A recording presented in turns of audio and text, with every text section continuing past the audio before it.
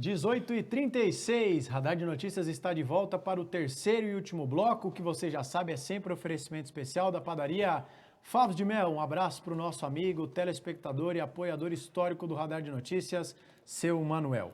Aqui do meu lado, no último bloco do último programa, antes do sextou do Radar de Notícias, voltaremos na terça-feira, 18 horas, está o vereador Edmilson Souza, a quem eu agradeço mais uma vez pela presença, ele sempre muito solícito com o Radar de Notícias. Vereador, seja bem-vindo, é um prazer tê-lo aqui, boa noite. Boa noite, obrigado mais uma vez pelo convite, é sempre um prazer estar aqui conversando, dialogando com vocês. Vereador, vamos começar aqui a nossa entrevista falando sobre um assunto importante. Nós estávamos aqui comentando durante o intervalo que essa semana o Radar de Notícias se virou como pôde para trazer conteúdo atrativo nessa semana em que a Câmara não teve sessão.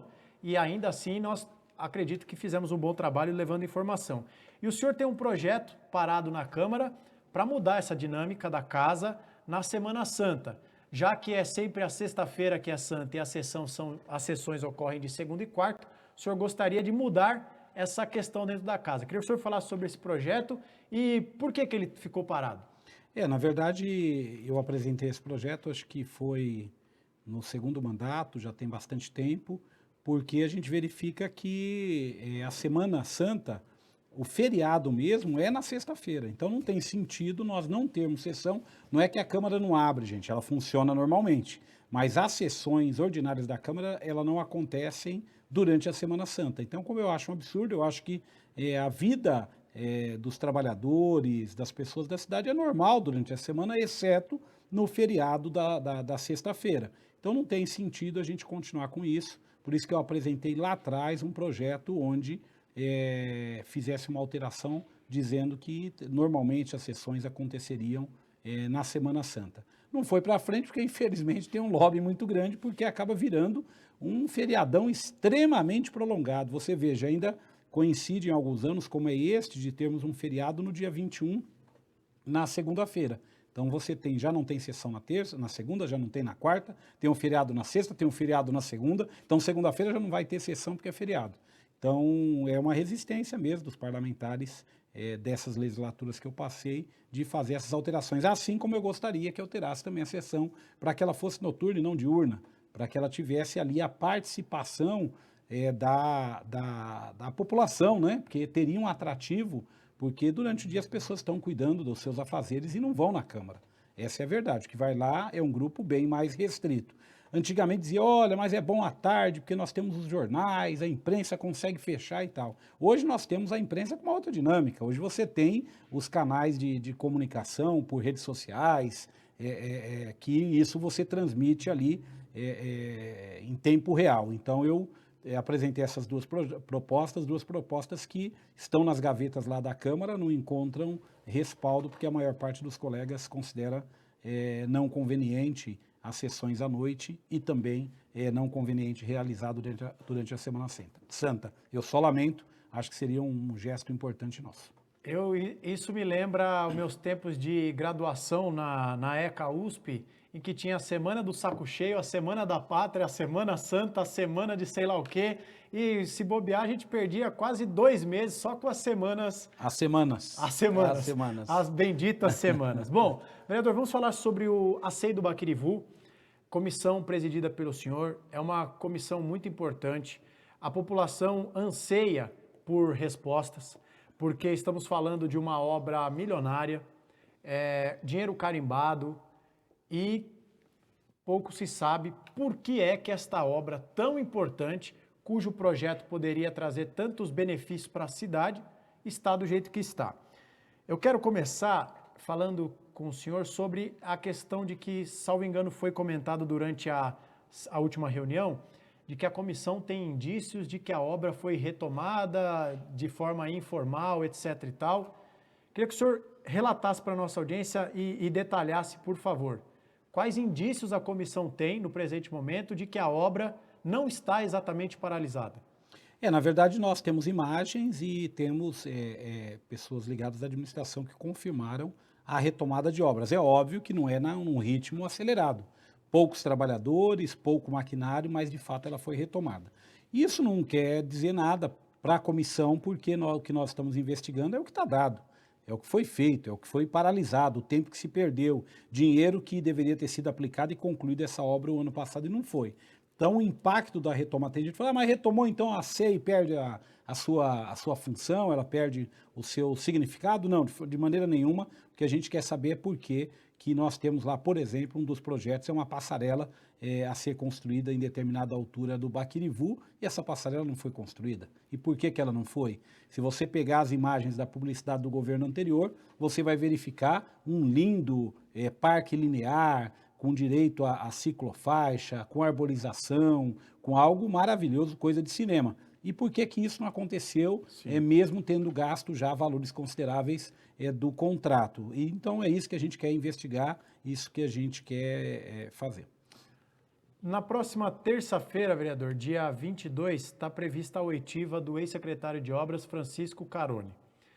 Na avaliação do senhor na condição de presidente da comissão, o que o Carone precisa explicar? O que o senhor gostaria de perguntar a ele e o que o senhor acha que é imprescindível que ele traga aos senhores? Primeiro, dar uma notícia aqui em primeira mão para todos aqueles que assistem do Radar, estamos aí entrando no feriado, parece que não acontece nada. Agora, às 17 horas e 11 minutos, para ser mais exato, recebemos um e-mail do ex-secretário Francisco Carone pedindo o adiamento do depoimento dele para uma nova data que nesse dia ele não poderá comparecer. Então ele justificou, mandou um e-mail pedindo uma nova data e pedindo também acesso à cópia de todo o processo de investigação que a Câmara está fazendo.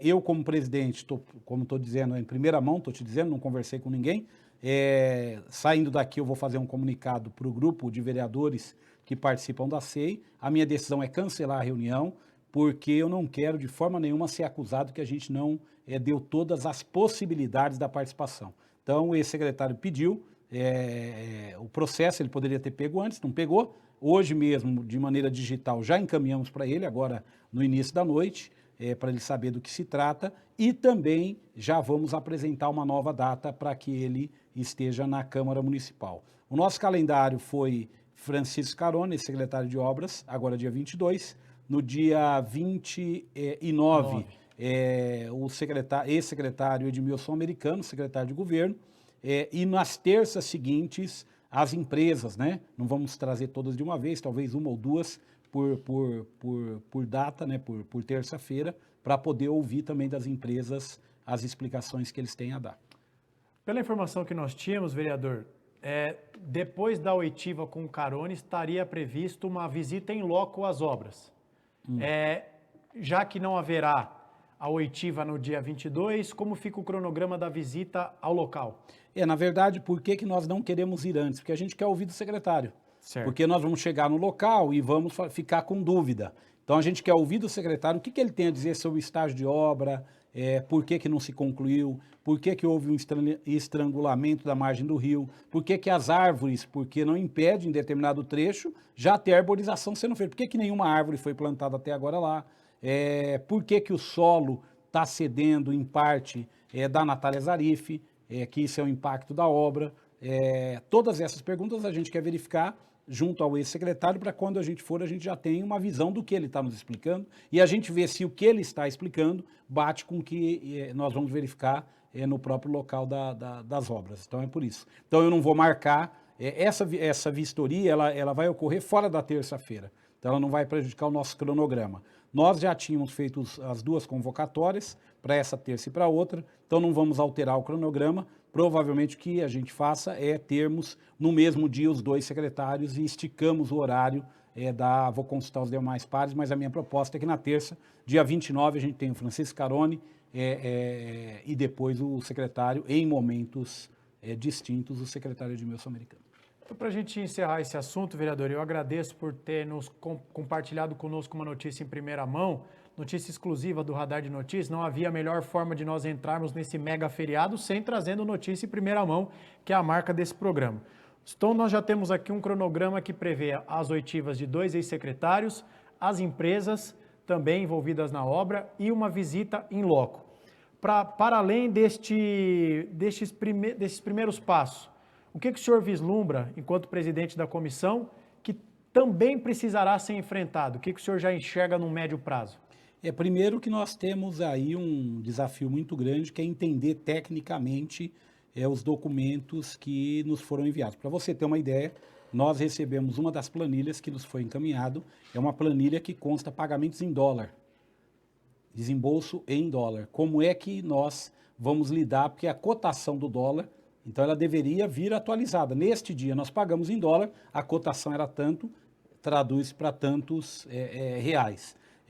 Outras que colocam a apurar, a corrigir.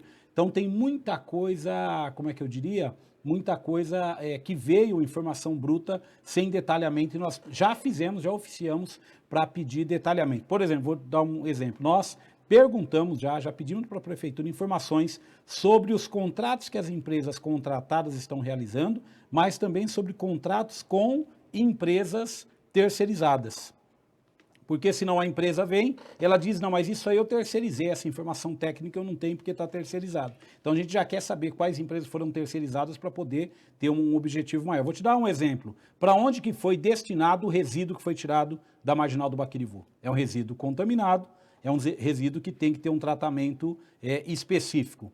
Qual foi o aterro que recebeu? Qual o técnico que atestou o recebimento disso? Qual que é o valor que foi gasto? Porque nós temos informações de que os resíduos constam a entrega num lugar, mas foram depositados em outro lugar. E este outro lugar não tem a licença de funcionamento. Então, você não pode mandar um resíduo para um lugar que não tem a licença de funcionamento. Então, esse tipo de coisa que nós já verificamos e estamos pedindo já de cara mais informações à Prefeitura, à Municipalidade. É por isso que no meio político se diz que CPI, todo mundo sabe como começa, ninguém sabe como termina. Nesses últimos 5 minutos em que o vereador foi elencando coisas que estão na mira, coisas que já foram respondidas, mas não com tanta clareza, me parece, vereador, que estamos diante de um caso em que alguém pode puxar a pena e vira a galinha inteira. Porque, olha, os senhores vão ter de tédio, a comissão não morrerá. Sim, não, com certeza não.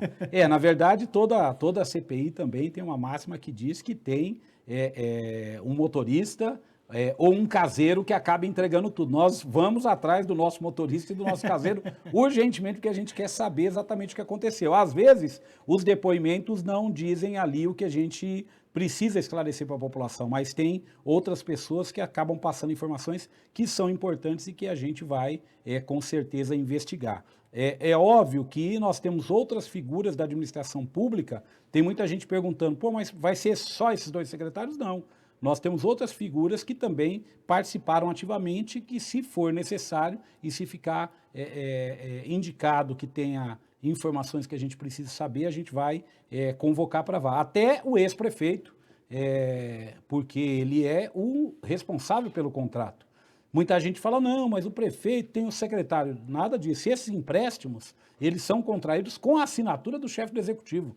Na verdade, então, ou seja, o prefeito tem uma participação ali efetiva e a gente quer, com toda a tranquilidade e o pé no chão, dizer que o que a gente quer fazer é que uma obra desse vulto é a maior obra em volume de recursos, ouso dizer, dos últimos 30 anos da cidade. Nunca nós tivemos numa obra só R$500 milhão. Sim. Se você pegar o viaduto que foi feito, se você pegar as escolas, se você pegar recap, numa obra só, num local só, é uma obra que é um recorde do ponto de vista do que foi ali colocado. E tem uma frustração, porque com R$500 milhão o resultado apresentado ali é ridículo, é horrível. E aí é isso que a gente quer chegar e vamos chamar quem tiver que chamar. Olha, eu digo, na minha modesta opinião, que nós estamos diante de uma das coisas mais importantes da política guarulhense há algum tempo. Ou pelo menos no presente momento, eu não enxergo nenhuma outra discussão na cidade tão importante quanto essa. Porque como diz aqui muito bem o João Pedro Dias, enquanto esse cenário está bastante nebuloso, o povo vai sofrendo com os alagamentos e o povo continua tendo dor de cabeça com essa obra do Baquirivu, que nas palavras do João Pedro Dias está horrível. Então, vereador, a gente torce para que essa SEI não acabe em pizza. A cidade de Guarulhos anseia por respostas e nós continuaremos trazendo informação e desdobramentos dessa SEI. Agora, vereador, 18h50, vamos mudar o tópico aqui da nossa entrevista. Eu queria falar com o senhor sobre essa votação dos projetos que dizem respeito à reestruturação dos cargos, até com eventual redução de salário. Eu digo isso porque, para quem está chegando no nosso programa pela primeira vez, os próprios funcionários da Câmara apontaram o vereador Edmilson como o principal, se não o principal, um dos principais interlocutores da categoria nessa discussão. E na última sessão da Câmara, nós saímos do plenário com a informação de que a ideia seria jogar a votação para o dia 23, a quarta-feira pós-feriado, e que nesse meio tempo as comissões da casa sentariam junto com os funcionários para chegar num texto consensual. Mas há cerca de 7 projetos, o senhor me corrija se eu estiver equivocado, cada um deles tratando sobre alguns pontos dessa discussão sobre os cargos da Câmara. Da quarta-feira, da última sessão até o presente momento, vereador, o que já houve de avanço? Já tem algum texto, alguma versão construída? Como está o diálogo dos vereadores com os servidores? Na verdade, os projetos já foram apresentados pela mesa da Câmara, eles já estão sendo discutidos. A Comissão de Constituição e Justiça já começou o estudo, começou a verificar. A nossa Comissão de Funcionalismo, da qual participo, também já começou esses estudos, os projetos já foram apresentados. Então, o que nós temos na prática? No dia 23, na quarta-feira, sessões ordinárias que serão convocadas para votar em primeira e segunda discussão todos os projetos que estão na pauta. Onde é que está a polêmica exatamente? A polêmica não está em todos os projetos. Estão naqueles projetos que mexem diretamente com a carreira dos funcionários concursados da Câmara Municipal. Essa é a principal polêmica, porque existe uma linha de entendimento de que uma decisão do Tribunal de Justiça teria determinado a redução de salários. Isso não é verdade. Na verdade, o tribunal faz diversos apontamentos sobre legislações que foram criadas anteriormente, e essas legislações, do ponto de vista de rol de atribuições, do ponto de vista de nomenclatura, dos cargos, do ponto de vista do geral, não tem ali claramente dizendo, se reduza o salário. O que se diz é o seguinte, da forma como foi feita a última vez, da forma como foram da forma como foram reorganizados esses cargos e essas funções, existe um entendimento do Tribunal de Justiça que eles se confundem. Então, ele precisa ter um melhor detalhamento. O que nós queremos é que não haja nenhum prejuízo para nenhum servidor público. Você imagina você ter um emprego público, participou de um concurso, entrou pela porta da frente do serviço público e da Câmara Municipal e, de repente, você ter a redução de 30% do seu salário. Então, ou seja, não existe isso. Então, existe uma linha dentro da Câmara de alguns que defendem que tem que fazer a redução porque tem que fazer. Eu sou daquela linha que acha que nós temos que corrigir os problemas apontados pelo Tribunal de Justiça. Então, nós queremos que tenha um projeto de lei que venha. É óbvio que esses projetos eles podem ter emendas apresentadas e essas emendas podem corrigir. Eu não vou, já disse isso e repito aqui, eu não vou votar absolutamente nenhum projeto, não vou ser favorável a nenhum projeto que reduza salário de servidor público da Câmara Municipal. Por isso que a gente está conversando, negociando, para que tenhamos um consenso. Mas se não tivermos consenso, nós vamos a voto.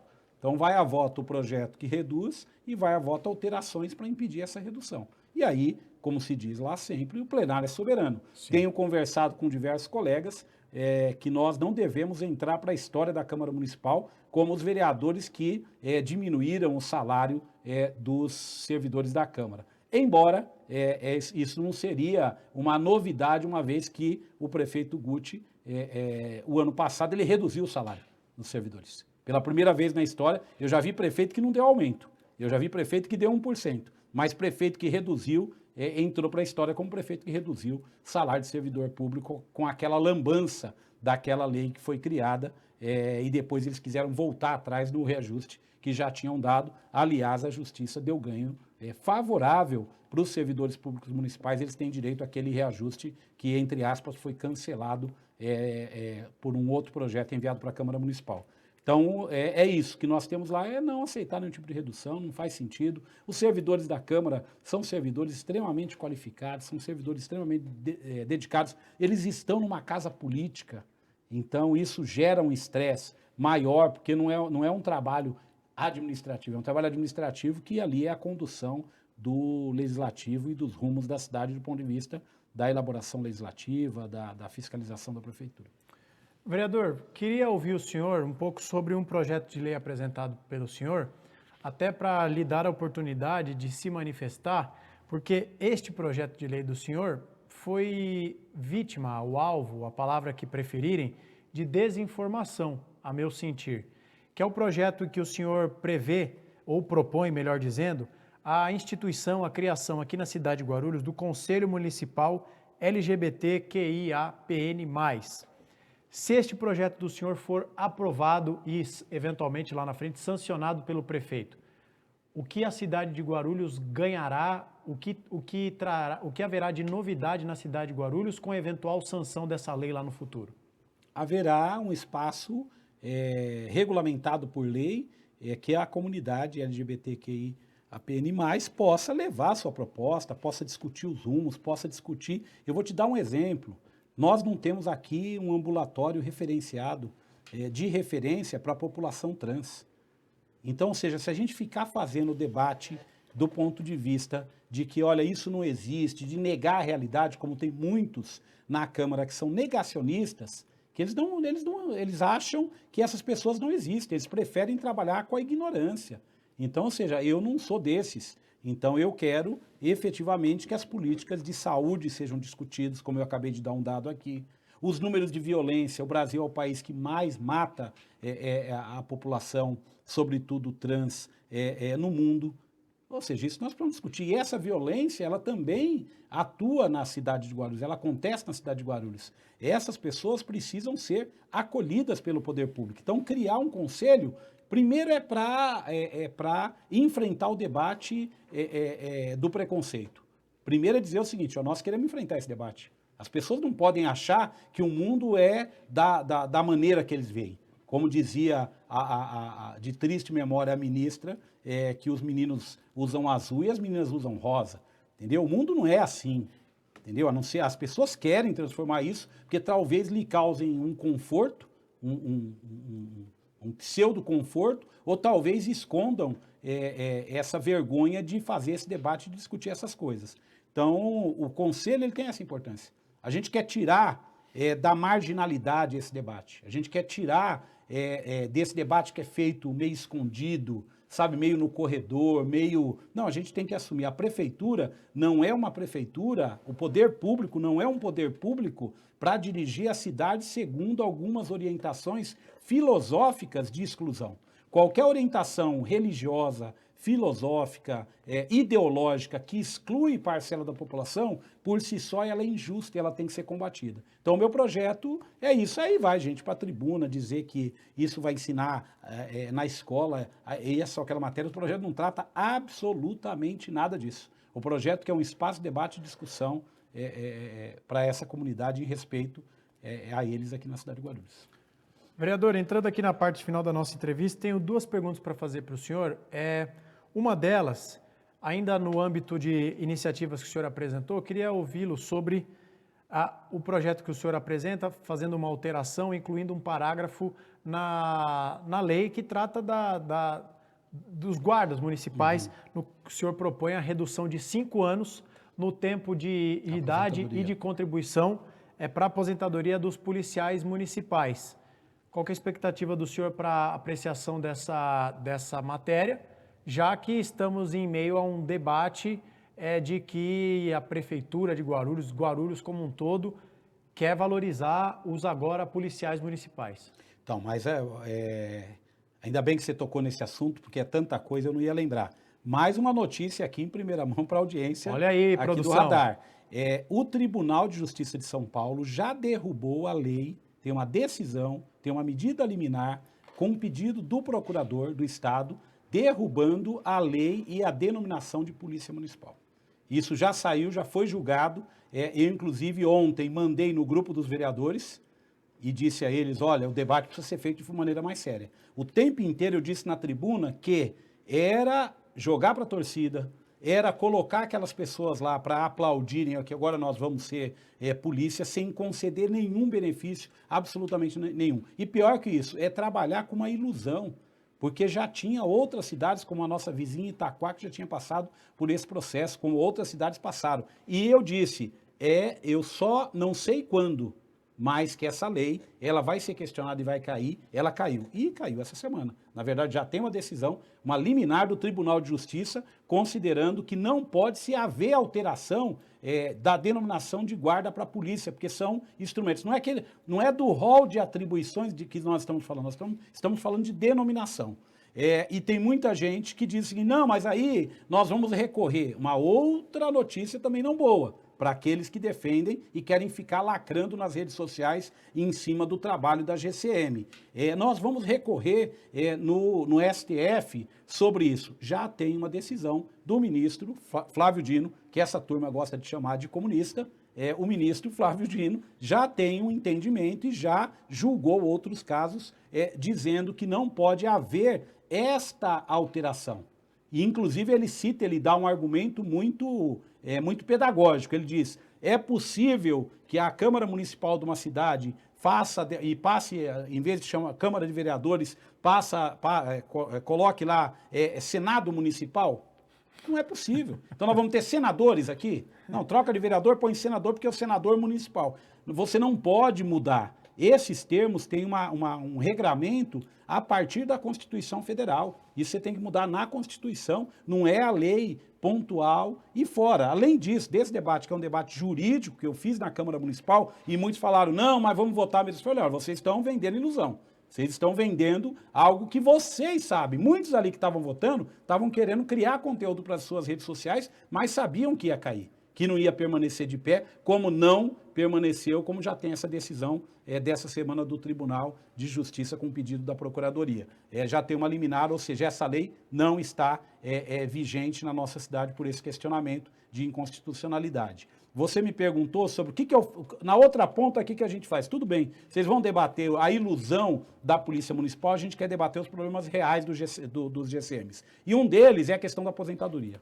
Vocês querem dar todo esse status de policiais para eles, então vamos fazer com que eles sejam iguais à Polícia Militar. Vamos conceder a aposentadoria 5 anos mais cedo, para que eles não tenham que trabalhar em condições precárias de saúde, inclusive, esticando a jornada, esticando a carreira até um tempo maior. Então, nós estamos lá com 2 projetos de leis apresentados para poder efetivamente conceder a aposentadoria antecipada. É um tipo de uma aposentadoria especial que os servidores, que os policiais têm, que os professores têm, e que eu acho nada mais justo que a GCM tenha também. Agora, vereador, diante dessa liminar, Guarulhos entrando para a seleta lista de cidades que tiveram a lei derrubada, o que nós fazemos com as novas viaturas, algumas delas que saíram com impresso na viatura policiamento municipal? Caiu a lei? Ainda bem que hoje existe um negócio chamado adesivo, né? Porque imagina, antes tinha que pintar, né? Então ia ter que lixar, passar a massa, dar o fundo, pintar. Na verdade, um adesivo, vai ter que tirar o adesivo. Na prática é isso. Eu acho que, inclusive, quem induziu a erro, os GCMs, deveria ir na tribuna na quarta-feira, eu vou cobrar, pedir desculpas. Tem que pedir, olha, me desculpa, eu achei que era fácil. Eu achei que era só votar e a gente transformava o mundo e não funciona assim. Agora vai ter que trocar, vai ter que fazer. Ah, não, mas nós vamos recorrer. Todos os que recorreram, perderam. Será que Guarulhos vai recorrer e vai? Qual o motivo? Até porque já tem o entendimento de um ministro que já julgou, e é o entendimento médio do Supremo, de que não dá, senão vai virar uma coisa desse tipo de criação, como eu exagerei aqui, falando de ter um Senado municipal ou outras aberrações por aí que possam ser construídas. Não pode, tem um regramento. Então, esse regramento vem a partir da Carta Magna, a partir da Constituição. E o senhor que é advogado pode me ajudar. Como o ministro Flávio Dino já julgou tema semelhante anteriormente, ele seria prevento para eventual recurso e dificilmente mudaria a sua decisão. Sim, a decisão dele pode ir para o pleno, pode ter outros instrumentos que sejam consultados para ir para o pleno, mas isso normalmente demora, primeiro, porque vamos combinar. Isso é prioridade para se debater? Não é prioridade. A questão de segurança é prioridade, mas todo mundo sabe que a questão de segurança envolve diversos elementos e não somente esse elemento de mudar a denominação. Então, eu acho que a posição final que vai se sair vitoriosa, sairá vitoriosa disso, é uma posição de respeito à Constituição. É que tem um monte de gente hoje no Brasil que é assim, quando não gosta da coisa, ele vai lá e fala que vai mudar, mesmo sendo contra a Constituição, mesmo sendo uma aberração. Infelizmente, tem gente fazendo isso o tempo inteiro. Vereador, para a gente encerrar, 19h06, olha que entrevista repleta de informação para você começar o seu feriadão bem informado. Se você não deixou o seu like na nossa transmissão do YouTube, faça isso, clique no joinha. E se você for novo por aqui, diante de tanto conteúdo que nós estamos entregando, considere se inscrever, tenho certeza que você ficará aqui para acompanhar outras edições do nosso programa. Para a gente fechar, vereador, falar sobre o futuro político do partido ao qual o senhor está afiliado, o PSOL, que atualmente está numa federação com a Rede. Em alguns programas anteriores, nós trouxemos a informação de que a Rede discute, pelo menos nas instâncias mais nacional do partido, um eventual desembarque dessa federação. Dentro do PSOL, em que pé está isso? Os senhores têm conhecimento disso? Sim ou não? E qual o futuro dessa federação? Não, na verdade está esse boato, André, pelo seguinte, a Rede Sustentabilidade, ela iria realizar e realizou um encontro do seu congresso agora na semana passada, se não me engano no final de semana, e onde elegeu uma nova direção. A ministra Marina Silva é um grande expoente da Rede, se não o maior, e o grupo dela teve uma votação menor, então a ex-senadora Heloísa Helena, ela elegeu a maioria da direção nacional da Rede. Então é isso que está, não, mas agora vai trocar e tal, mas nós do PSOL temos um profundo respeito pelas decisões que a Rede tomar.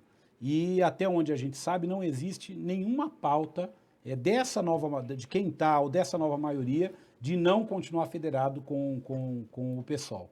Então, e da parte do PSOL também não existe nenhum interesse da nossa direção de dizer, não queremos mais, porque não tem, qual seria o motivo? Para não continuar a federação tem que ter um motivo. Sim. Nós temos a principal liderança da Rede Sustentabilidade alinhada com o mesmo propósito nosso. Nós estamos cientes de que é importante dar toda a sustentação para o governo Lula, para o presidente Lula. A ministra do Meio Ambiente é da Rede, que é a Marina Silva. Então, ou seja, não tem nenhuma novidade que dissesse, olha, houve aí uma ruptura do ponto de vista programático, do ponto de vista de projeto de país. Não houve, não aconteceu, então não tem motivo. Você rompe a federação quando você tem um motivo de dizer, olha, não foi legal, não foi bom, e você rompe. Isso eu estou falando nacionalmente. Nós tivemos problema localizado em Guarulhos, mas Guarulhos não manda no mundo e não manda no Brasil. Então, ou seja, são problemas localizados que é normal. O que a gente quer dizer, o que eu quero dizer com isso é que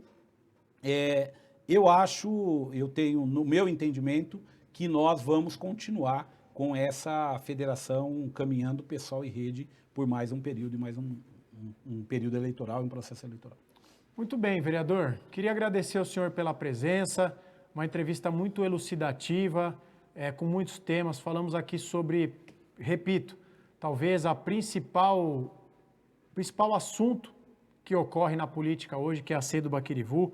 Falamos sobre a votação dos cargos, plano de carreira, melhor dizendo, dos funcionários da Câmara. Falamos sobre a Polícia Municipal, notícia em primeira mão por parte do vereador, e agora falando um pouco de política partidária. Queria agradecer ao senhor, sobretudo por ter se colocado à disposição do nosso programa nessa semana atípica, em que nós aqui tivemos um esforço hercúleo para levar informação para o nosso telespectador. Desejar uma boa Páscoa para o senhor, para a sua família, para a sua equipe também, e dizer o que o senhor já sabe, que o nosso programa está de portas abertas para que o senhor volte mais vezes, e já faço convite para que retorne. Então, muito obrigado, fique à vontade para mandar a sua última consideração, e um bom feriado para o senhor e bom trabalho na sessão de dia 23. Dia 23. Não, obrigado mais uma vez pelo convite. Eu quero agradecer aqui, em especial, não falei durante, ao pessoal que me acompanha nas minhas redes sociais. A gente estava muito preocupado com uma situação de um deputado nosso, deputado Glauber Braga, do Rio de Janeiro, que está sofrendo um processo de cassação do seu mandato. veja como que é o Congresso Brasileiro, a Câmara dos Deputados. A pessoa que está sendo acusada, denunciada, investigada e a polícia apontando como mandante da morte da vereadora Marielle, esse não tem nenhum processo que leve à perda de mandato, continua recebendo inclusive o salário. E nós temos o Glauber Braga, que é do Rio de Janeiro também, passando por esse processo por conta de uma discussão com um provocador do MBL que o perseguiu durante várias agendas e acabou tendo ali um entreveiro. Então, eu queria agradecer e dizer que hoje, felizmente, conseguiu-se um acordo com o presidente da Câmara dos Deputados. O deputado Glauber concedeu entrevista agora há pouco, encerrou o protesto dele, a greve de fome, vai ter 60 dias para poder se defender. Então, queria agradecer, aproveitar esse minuto final para agradecer, porque nas nossas redes a gente compartilhou essa preocupação, muita gente entrou de maneira solidária, gente do movimento sindical, como o presidente Josinaldo Cabeça, me mandou uma nota de solidariedade ao Glauber, anteontem, conversei um pouquinho com ele por telefone. Então, queria agradecer a isso e estou à disposição para vir aqui. Quero desejar a todos aí que tenham uma ótima Sexta-feira Santa, um bom domingo de Páscoa e, precisando, estaremos aqui. Muito obrigado ao vereador Edmilson Souza e também não poderíamos encerrar sem essa nota mesmo. Que bom que o desfecho, aparentemente, dessa história do Glauber Braga parece ser do mínimo de bom senso. O presidente Hugo Motta da Câmara deu esse prazo para que ele possa fazer a defesa do seu mandato, porque o que o vereador disse é verdade. Citando um outro exemplo, já que o vereador citou, por exemplo, o deputado Domingos Brazão, o Chiquinho Brazão. O Domingos é um ex-conselheiro do TCE, verdade. O irmão Brazão, lembremos da Flor de Lis, que só foi ser caçada depois de tudo que nós sabemos, uma execução brutal do próprio marido. São essas coisas que acontecem na política que a gente não consegue entender. A Câmara dos Deputados virando verdadeiro palco para um show de horrores e que bom que o deputado Glauber Braga, muitos de nós temíamos, porque muitas horas sem comer, poderia terminar de forma trágica. Que bom que, por intermédio, uma articulação do presidente da Câmara, esse caso termina com boa notícia neste momento. Então, é isso. Encerramos mais uma semana de trabalho. Quero agradecer a toda a nossa equipe também, a todos que nos acompanharam, nossa audiência.